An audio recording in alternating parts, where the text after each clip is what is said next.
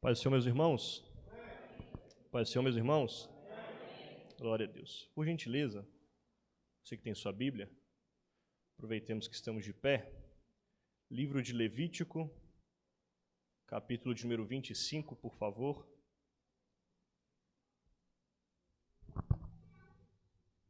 Enquanto os irmãos encontram, eu glorifico a Deus por essa maravilhosa oportunidade que temos nessa noite de expor mais uma porção de sua palavra. Agradeço ao nosso querido presbítero Melquisedeque pela confiança, convite. Deus abençoe.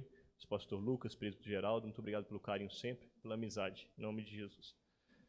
Capítulo de número 25 de Levítico, a partir do versículo de número 8, por favor.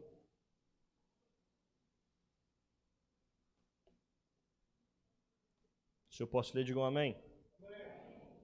O texto bíblico vai dizer: também contará 7 semanas de anos, 7 vezes 7 anos, de maneira que os dias das 7 semanas de anos te serão 49 anos. Então, no mês 7º, aos 10 do mês, farás passar a trombeta do jubileu. No dia da expiação, fareis passar a trombeta por toda a vossa terra. Qual dia, irmãos? Me ajuda, por favor. Que dia, irmãos? O dia da expiação. E santificareis o ano 50º, e apregoareis liberdade na terra a todos os seus moradores. Ano de jubileu vos será, e tornareis cada um a sua possessão, e cada um a sua família. Amém? Os irmãos podem tomar assento em nome de Jesus.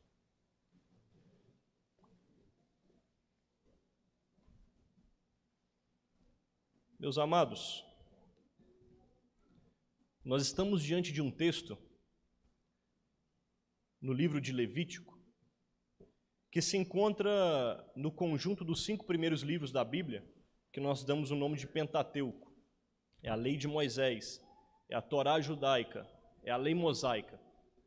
Esses 5 primeiros livros da Bíblia são escritos de forma lógica, nos trazendo a ideia de que Deus cria o seu povo peca, Deus traz redenção, mas este povo vai para o cativeiro egípcio e Deus liberta o seu povo de lá. Se você começa a leitura em Gênesis, o livro dos princípios, o livro dos começos, você vai perceber que o capítulo de número 50, que dá o fim do último capítulo de Gênesis, termina com a morte de José, e José está no Egito. Você conhece a história e sabe que o livro de Êxodo, que é o próximo livro, vai começar com este povo no Egito. E este povo vai ser escravizado. Durante 430 anos, este povo está sendo escravizado debaixo de um jugo do faraó dos egípcios. O povo de Deus está sofrendo debaixo de uma opressão. Então Deus levanta Moisés e liberta com mão forte esse povo. E promete a eles, desde o capítulo 12 de Gênesis, Deus prometeu que lhes daria uma terra. Que terra era essa? A terra de Canaã. Então, quando este povo sai do Egito, libertos por Deus, eles estão indo em direção à terra prometida, à terra de Canaã. Porém, antes de chegar na terra prometida, tem muito deserto para eles andarem. Nós sabemos que não era o propósito de Deus este povo ficar durante 40 anos no deserto. A caminhada era curta, a viagem era pequena. Porém, por causa da sua incredulidade e desobediência, o povo veio rodar e vagar por 40 anos nesse deserto. Quando este povo está no deserto, no capítulo 19 de Êxodo, Deus manda Moisés subir ao monte para entregar a lei. Por favor, preste sua atenção nisso para que você entenda melhor quando você for ler o Antigo Testamento. Este povo perdeu a sua cultura, este povo perdeu os seus costumes, 430 anos colocando uma cultura egípcia na cabeça, 430 anos colocando uma cultura de escravo na cabeça. Este povo tinha uma mentalidade de escravo, este povo tinha uma mentalidade dos egípcios, 430 anos. Quantas gerações não se passaram e este povo preso no Egito? Então agora Deus tirando esse povo do Egito, Deus ele precisa formar um povo. Esse povo que sai do Egito não tinha uma mentalidade civil, religiosa, eles não tinham um templo para adorar, eles não podiam cultuar os seus deuses no Egito, onde tinham vários deuses e um panteão de deuses e templos que os egípcios adoravam. Então Deus agora vai dar leis para este povo. Agora Deus quer formar um caráter de civilização para este povo. Então no capítulo 19 em diante de Êxodo, você vai ler o povo recebendo a lei de Deus, como Deus queria que o povo vivesse e se comportasse para poder carregar o seu nome. A partir do capítulo 25 de Êxodo, você vai ver que Deus irá orientar Moisés a construir o tabernáculo. O que era o tabernáculo, Afonso? O tabernáculo era uma tenda móvel que eles desmontavam para poder andar no deserto, e eles montavam a tenda e era onde Deus descia para habitar no meio deste povo. Você se lembra, irmãos, que lá em Gênesis você percebe que o intuito de Deus é estar com o homem, mas por causa do pecado, Deus se retira. O pecado faz separação, mas a ideia de Deus é: eu quero habitar com o meu povo. Então ele fala para Moisés: Moisés, constrói um tabernáculo, porque eu habitarei no meio do seu povo. E aqui eu abro um parênteses para nós fazermos uma aplicação, porque o deserto é um local de morte. Deserto é um local de escassez, deserto é um lugar difícil de se passar, mas deserto é um lugar também que Deus habita no meio do seu povo. Então, ainda que esteja difícil, Deus está em nosso meio. Deus irá orientar Moisés, cada milímetro do tabernáculo. Moisés, eu quero cada utensílio com esse material revestido de ouro, esse com revestido de prata, esse revestido de bronze, eu quero tantas argolas, eu quero tantas cortinas, as cores das cortinas são essas, as peles dos animais são essas. Deus irá colocar milímetro por milímetro para Moisés fazer esse tabernáculo onde Deus habitaria. Quando você termina o livro de Êxodo, começa o livro de Levítico, é o livro que nós lemos, e eu quero introduzir isso em seu coração. Afonso, para que serve o livro de Levítico? O próprio nome já fala. Levítico é uma lei, uma ordem levítica para os levitas. Quem são os levitas? Aqueles que tomam conta do tabernáculo. Então, por favor, preste sua atenção. Um povo que não cultuava a Deus no Egito, que não tinha templo, não tinha um local geográfico para adoração, agora este povo recebe um tabernáculo, onde Deus desceria para habitar no meio deles. Então Deus levanta homens, os levitas, para tomarem conta deste local. Então você vai perceber que no livro de Levítico é um livro muito rico, que vai nos mostrar como o homem deve se aproximar de Deus, através dos sacrifícios, através dos holocaustos, através de algumas leis. Isso é maravilhoso, isso é extraordinário. É no livro de Levítico que você vai ler aquela expressão: sejam santos, porque o Senhor, o seu Deus, é santo. E Deus habita no meio de um povo santo. Por isso existem leis para se cumprir. Deus não habita no meio de qualquer povo. Deus não habita no meio de um povo que vive de qualquer forma. Por isso que lá em Ezequiel nós vemos Deus saindo do templo, indo embora do templo, porque aquele povo estava chafurdado no pecado. Então, em Levítico nós recebemos leis para podermos seguirmos a um Deus santo e nos tornarmos um povo santo diante da sua presença. Quando você chega no capítulo 25, e nós já vamos entrar no texto que lemos, nós temos dois tipos de leis no capítulo 25. Do versículo 1 a 8 você vai ler a lei do ano sabático. Este povo iria produzir durante 6 anos, e o 7º ano eles não poderiam plantar, não poderiam arar a terra, eles deveriam esperar aquilo que a terra desse, que é o que Deus estaria lhes entregando. Não quero entrar nisso nessa noite. O nosso foco é do versículo 8 em diante, que é a lei do ano do jubileu. E essa lei é maravilhosa. Afonso, o que é a lei do ano do jubileu? Veja bem, Deus estabeleceu o ano do jubileu com 3 propósitos básicos. Primeiramente, o povo precisava libertar todos os escravos. Primeira coisa, todo escravo seria liberto. Segunda coisa que acontecia no ano do jubileu: toda a dívida, não importa o tamanho dela, não importa a circunstância, toda a dívida era sanada, toda dívida era paga, toda dívida era perdoada, não existia mais dívida no ano do jubileu. E terceiro e último lugar, as terras eram devolvidas para suas famílias originais. Então, se você tivesse comprado a terra de uma família e cultivado nela, chegasse o ano do jubileu, você deveria devolver a terra, sem juros, sem usura, sem absolutamente nada, devolver a terra. Isso acontecia de 49 em 49 anos. Nós lemos o início do capítulo, do versículo 8, dizendo que vocês contarão 7 vezes 7 anos, 49, o 50º ano é ano de jubileu. Então, por favor, Preste sua atenção para você entender. Não quero lhe cansar, mas eu quero te ensinar algo maravilhoso nessa noite. Já já nós vamos mergulhar nessa palavra maravilhosa. Veja bem, de 50 em 50 anos, perdão de dívidas, libertação dos escravos e devolução da terra para suas famílias. Afonso, para que Deus fez isso? Simples. Essa ideia de Deus foi maravilhosa. Deus não queria que os ricos se enriquecessem demais e não queria que os pobres vivessem eternamente sendo miseráveis. Então Deus, lembra? Deus tirou um povo do Egito, mentalidade de escravo, não tinha mentalidade de nação ainda, não tinha uma mentalidade civil ainda. Então Deus tira este povo do Egito com uma mentalidade de escravo e agora Ele está formando um povo para Ele. Deus está mostrando para eles: eu não quero que o rico fique muito rico e nem que o pobre seja miserável. Então, veja bem, vamos supor que você faça um investimento e você perca todo o seu dinheiro. Isso pode acontecer, nós estamos sujeitos a isso. Nós perdemos todo o nosso dinheiro. Como é que eu iria sustentar minha casa? Como é que eu sustentaria meus filhos, a minha esposa? Eu teria que me vender como escravo para pagar a minha dívida. Só que tem um detalhe: quando chegasse o ano do jubileu, eles eram obrigados a me devolver a minha casa. Eu voltaria para minha casa. Toda dívida seria perdoada. Os escravos voltariam e as terras eram devolvidas. Detalhe, nós acabamos de ler e eu pedi para que você repetisse. Quando que acontecia isso? Qual era a data que foi escolhida para acontecer essa comemoração? O dia da expiação. Então aqui a gente precisa introduzir o que é o dia da expiação para nós entendermos. O dia da expiação está exposto em Levítico capítulo 16.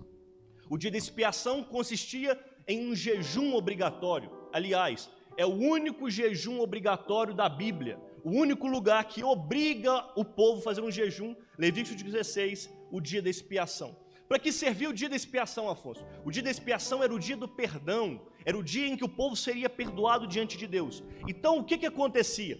O sumo sacerdote pegava 2 carneiros. Quantos carneiros, irmãos? 2 carneiros. Colocava diante do tabernáculo e todo o povo assistindo à cena.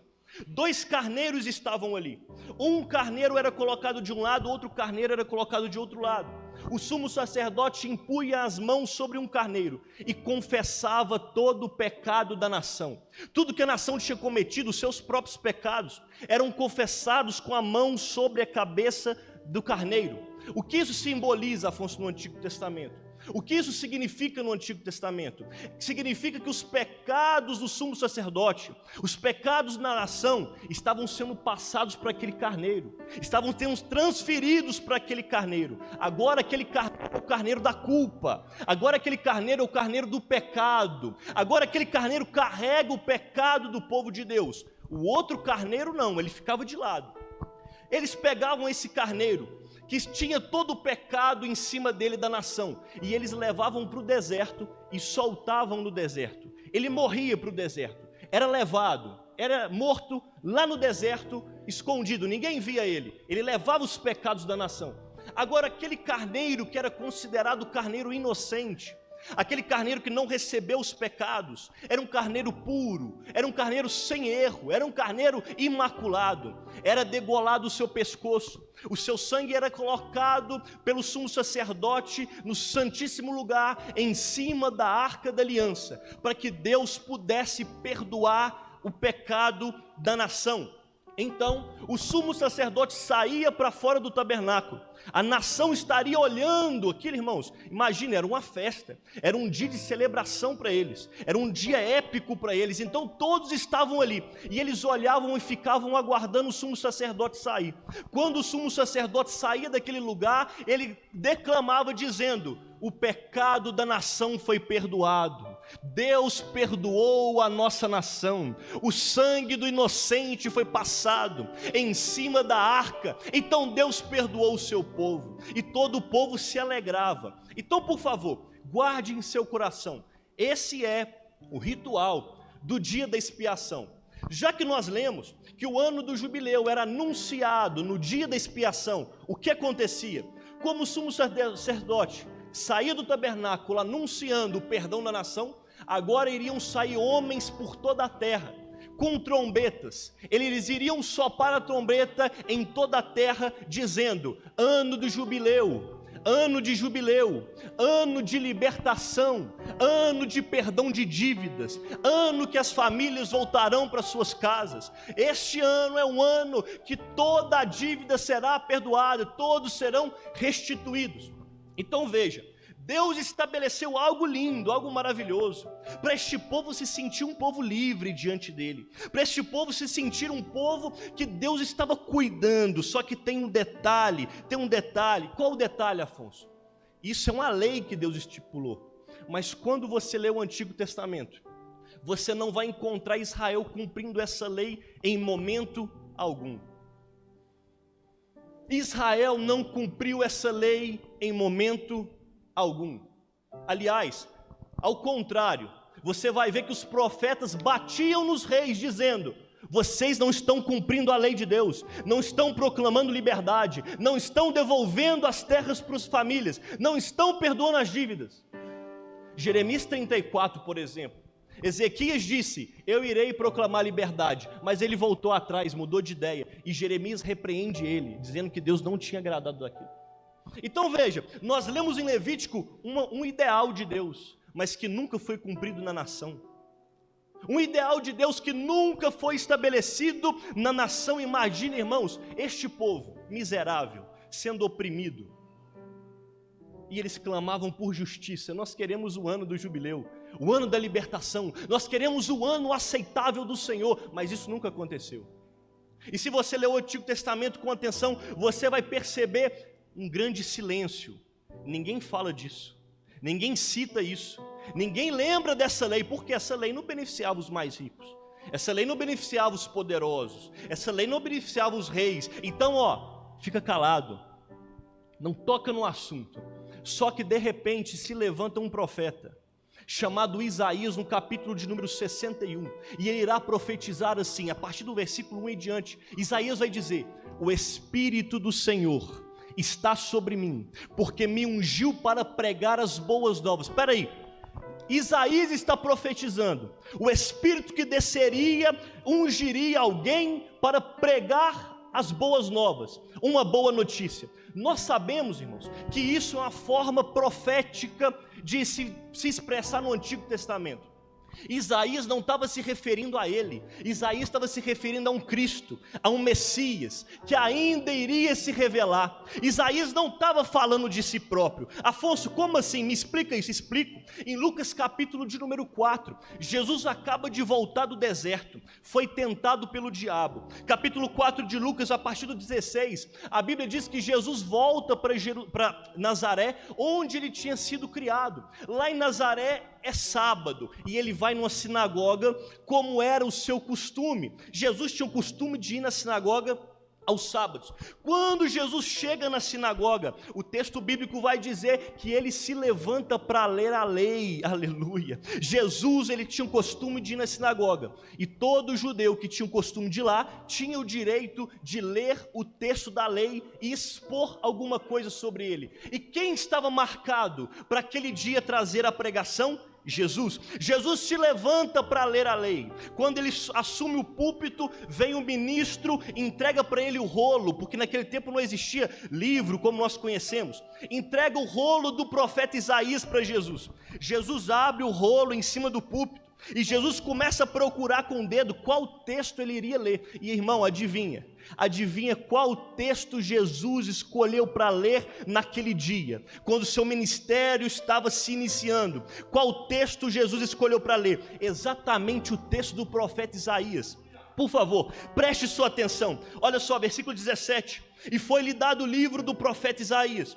Quando abriu o livro, ele achou o lugar que estava escrito: o Espírito do Senhor está sobre mim, porque me ungiu para evangelizar os pobres, enviou-me a curar os contritos de coração, a proclamar liberdade aos cativos, restauração à vista aos cegos, pôr liberdade aos oprimidos. E por favor, preste sua atenção nisso: e anunciar o ano aceitável do Senhor. E anunciar o ano aceitável do Senhor. Afonso, o que é ano aceitável? Era o ano do jubileu. Jesus está dizendo que o Espírito Espírito veio sobre ele, para que ele pudesse anunciar a liberdade daquele povo. A Bíblia vai dizer que Jesus fecha o rolo, entrega de volta para o ministro. Aí a Bíblia vai nos dizer que Jesus se senta. Jesus se senta, porque os rabinos tinham o costume de ensinar sentado. Era lei, a lei era lida em pé, mas explicava-se sentado. Jesus se assenta para explicar a lei. A Bíblia vai dizer que todos estavam com o olho arregalado em Jesus. O que esse homem vai falar agora? O que esse homem vai pregar agora? E Jesus vai dizer, então começou a dizer, hoje se cumpriu essa escritura em vossos ouvidos.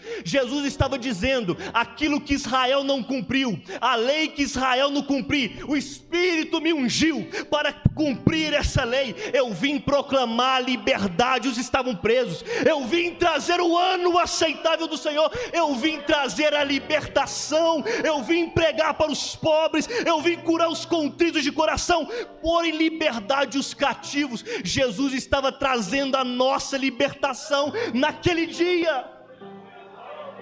Hoje nós podemos estufar o nosso peito e gritar, livres, nós somos livres, por causa de Cristo Jesus, que resolveu cumprir a lei. Aleluia. O Espírito desce para que a lei de Deus fosse cumprida, proclamando libertação. É por isso que nós podemos ler em João capítulo 8, no versículo de número 36, Jesus dizendo, se pois o Filho do Homem vos libertar, verdadeiramente sereis livres. Nós éramos escravos do pecado, irmão, até ontem. Nós estávamos algemados pelo diabo, até ontem. Mas Jesus Cristo se revelou, subiu no madeiro, morreu em nosso lugar, e hoje nós somos livres para adorar esse Deus Santo. A dívida foi riscada, a dívida foi cancelada, a dívida foi perdoada, os nossos pecados foram limpos em Cristo Jesus. Aleluia. Onde Jesus passava, os demônios batiam em retirada e as almas estavam livres. Onde Jesus passava, as doenças tinham que sair correndo e as pessoas ficavam livres. Jesus veio trazer essa libertação, irmãos. Jesus veio trazer essa libertação. Aí, para nós continuarmos essa ideia, lembra que eu disse, o ano do jubileu era proclamado no dia da expiação, no dia da expiação. O dia da expiação era o dia de perdão dos pecados da nação. Aí eu me lembro de Mateus capítulo 27. Olha que coisa maravilhosa, Mateus capítulo 27. Jesus é entregue a Pilatos. Pilatos está com Jesus de um lado e Barrabás do outro. Lembra dos carneiros? Barrabás está de um lado, Jesus está de outro lado. O que acontecia com o carneiro no dia da expiação? Um era levado toda a culpa, todos os pecados, colocado em um, e ele era solto para o deserto. Quando Pilatos chega no meio daquele povo, e ele apresenta Barrabás e apresenta Jesus, Pilatos diz, olha, nós temos o costume de soltar um por ocasião da festa da Páscoa. E aí, quem vocês querem? Vocês querem que eu solte Barrabás, ou vocês querem que eu solte Jesus? Barrabás era criminoso conhecido, homicida, um homem mau, matador, vagabundo. Todos conheciam aquele homem, todos sabiam o que aquele homem tinha feito, mas o povo gritava, solte Barrabás. E Pilatos, acho que ele entrou em crise, vocês têm certeza que vocês querem que eu solte esse homem? Solte Barrabás. Solte Barrabás. E o texto vai dizer que Pilatos, para acalmar a multidão, obedeceu eles. Tá bom, a gente solta Barrabás. O carneiro que seria liberto iria embora para o deserto. Mas e vocês querem que eu faça com esse Jesus chamado Cristo? E a multidão gritava, crucifica-o, crucifica-o, crucifica-o. Aquela multidão, irmãos, há 5 dias atrás, estava na entrada de Jerusalém gritando Hosana, Hosana, o filho de Davi. Essa mesma multidão que está gritando, crucificam, é a mesma multidão que estava colocando ramos para Jesus entrar em Jerusalém, alguns dias atrás. E agora eles estavam gritando, crucificam, nós não temos outro Senhor senão César, nós não temos outro rei senão César, crucificam. Pilatos pega uma bacia, lava suas mãos e diz, olha, eu estou livre desse sangue inocente. E o povo estava tão ensandecido, que o povo gritava, que o sangue dele caia sobre nossas cabeças, que o sangue dele caia sobre nós e de nossos filhos, da nossa descendência. Queriam matar o autor da vida, escolheram Barrabás para ser livre, e Jesus entregue para ser crucificado. Lembra do cordeiro?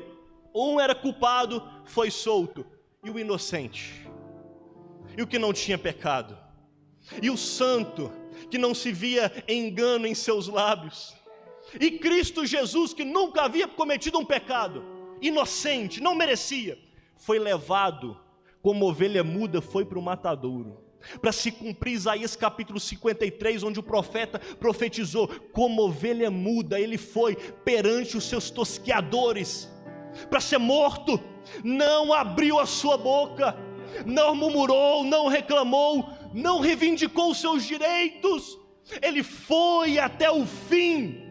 Para quê, irmãos? Ele tinha anunciado o ano do jubileu, ele já tinha proclamado a libertação, ele já tinha perdoado as dívidas, então ele precisava ir por este caminho. Jesus sobe aquele madeiro, e no auge de seu ministério, Jesus Cristo vai dar um brado maravilhoso, que é a razão de nós estarmos aqui essa noite. João capítulo 19, versículo 30. João vai descrever, João estava perto da cruz, e João vai descrever que Jesus, no momento que ele já tinha consumado todas as coisas, Jesus vai bradar, está consumado, está consumado. A expressão grega é tetelestai, está pago, a dívida foi paga, a dívida foi riscada, está completo, está consumado, está terminado, não existe mais a dívida, fomos perdoados em Cristo Jesus. Quando ele dá esse brado, consumando todas as coisas, é por isso que eu começo a entender Colossenses capítulo 2, versículo 14, onde o apóstolo Paulo diz que o escrito de dívida que era contra nós foi riscado e cravado na cruz por Jesus. Ele perdoou a nossa vida, ele limpou todos os nossos pecados, ele proclamou liberdade, não porque merecíamos, não porque éramos dignos. Isso é graça, isso é graça, isso é graça.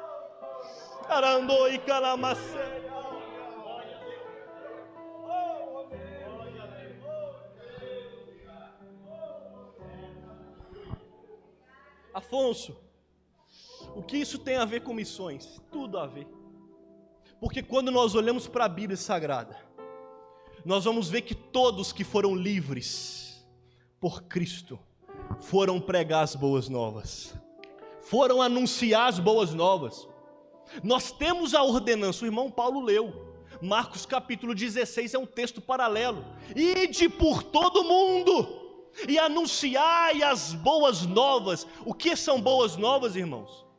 É exatamente isso aqui que Jesus fez, proclamando libertação. Hoje nós somos perdoados e salvos pela graça, nós sabemos que nós podemos sair por essa porta, proclamando libertação. A nossa libertação chegou, o nosso perdão chegou, as nossas dívidas foram perdoadas. Agora você pode chegar, irmão, para um viciado e dizer, Jesus Cristo pode te libertar, Ele pode limpar a sua vida. Quantas pessoas nós encontramos que estão cravadas com a culpa do pecado, porque ainda não entenderam o sacrifício da cruz do madeiro? Então é dever meu, é dever seu, encontrar com essas pessoas e dizer, todo o pecado foi perdoado na cruz do Calvário, mas o que eu preciso fazer? Eu preciso rezar o terço, eu preciso subir a escadaria 10 vezes de joelhos, eu preciso colocar água ungida em cima da televisão, eu preciso fazer o quê? Comprar uma vassoura ungida, o tapete de fogo? Não, você precisa crer em Cristo Jesus, crer em Cristo Jesus, você precisa crer no sacrifício que Jesus fez.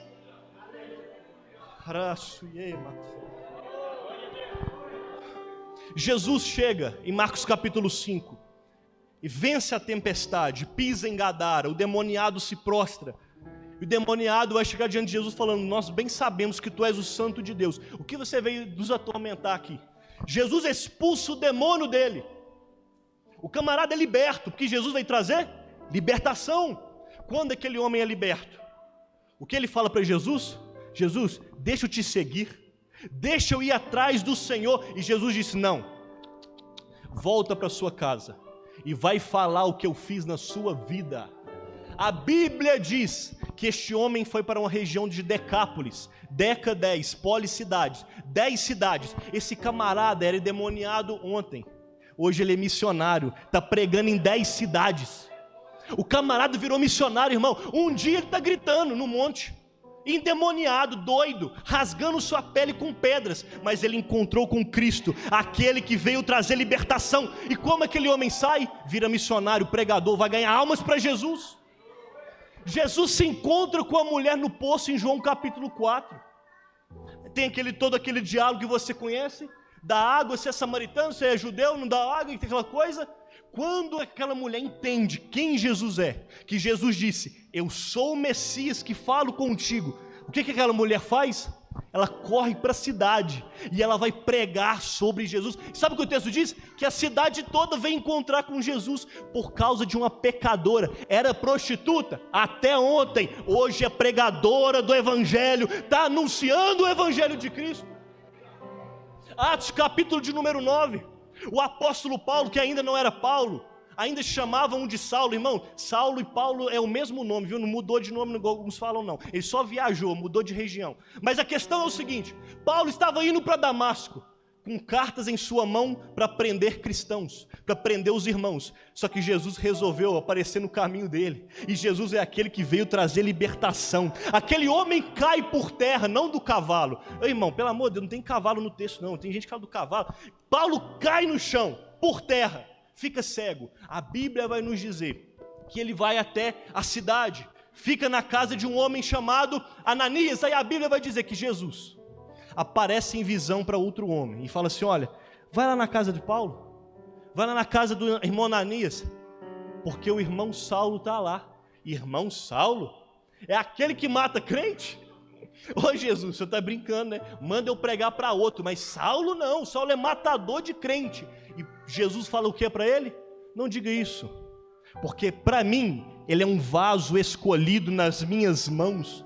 Paulo estava indo para Damasco com cartas para prender cristãos. Depois que ele encontra com Jesus, Paulo escreve cartas para trazer libertação para os cristãos. Isso é o encontro com Cristo. Maria Madalena, uma mulher de reputação dúbia, uma mulher que não tinha dentro dos evangelhos uma reputação boa, mas em João capítulo 20 foi a primeira vez Jesus ressurreto, e quando Jesus aparece para ela, ele diz o seguinte: vai falar o que aconteceu, vai falar o que você viu. Ou seja, Jesus fez dela a primeira pregadora da ressurreição. Antes de Jesus era uma coisa, mas depois que ela encontrou com Cristo, Salvador, Libertador, aquele que perdoa o pecado, que limpa a dívida, ela se tornou missionária, pregadora do Evangelho. Se você foi alcançado por essa graça, se você foi alcançado por essa cruz, acorda, irmão, acorda, porque Jesus Cristo está voltando, e nós temos o dever de pregar o Evangelho e anunciar os quatro cantos que este Cristo venceu na cruz, nos dando vida, nos dando liberdade, nos dando uma nova direção. Entenda uma coisa e já concluo: Evangelho não é conselho, irmãos. Evangelho não é opinião. Evangelho não é palpite. Não. Às vezes a gente fica negociando, irmão, pelo amor de Deus, vai na igreja, por favor, lá vai ter um negócio diferente hoje. Fica negociando. Às vezes nós fazemos o apelo, quem quer aceitar Jesus, aí não vem ninguém, a gente fica assim: irmão, vem. Por favor, irmão, vem, pelo amor, vem, irmão, pelo amor de Deus. Evangelho não é conselho, evangelho não é um palpite, evangelho é um anúncio. Jesus Cristo venceu e um dia retornará. Se você entender um anúncio, você sabe o que você vai fazer. Fica de pé comigo em nome de Jesus. Arashi anda mais que liberai. Posso orar? Feche seus olhos em nome de Jesus comigo. Espírito de Deus, nós somos gratos, Senhor, porque o Senhor nos salvou naquela cruz. O Senhor Deus veio proclamar a nossa salvação, a nossa liberdade, Senhor. Nós não merecíamos, aliás, nós merecíamos o inferno, Jesus, mas o Senhor morreu naquela cruz para limpar toda a nossa dívida, todo o nosso pecado, para nos perdoar, Jesus. Primeiramente eu gostaria, Senhor, de agradecer, meu Pai, nós somos gratos pela cruz do Calvário. Agora eu gostaria de pedir, Senhor, desperta em nosso coração uma urgência missionária, Senhor. Desperta em nosso coração uma inconformidade de ficarmos calados. Desperta em nós, Senhor, um fogo em nossa alma, de tal forma que não consigamos ficar calados, que nós falemos do Teu amor, que nós falemos do Teu sacrifício, que nós falemos do que o Senhor fez em nossa vida, Jesus. Nessa noite nós oramos com muita humildade, Senhor, e pedimos, Deus, cria situações em nosso emprego, cria situações em nossa escola, na nossa faculdade, cria situações no nosso bairro, no nosso prédio, na nossa rua, cria situações para que possamos falar do Teu amor, Jesus. Cria essas situações, Senhor, dá um jeito, nos ajude, porque nós somos muito falhos, então nos ajude, Senhor. Nós queremos levar o Teu Evangelho, nós queremos anunciar a Tua salvação. Em nome de Jesus nós somos gratos ao Senhor. Glória a Deus.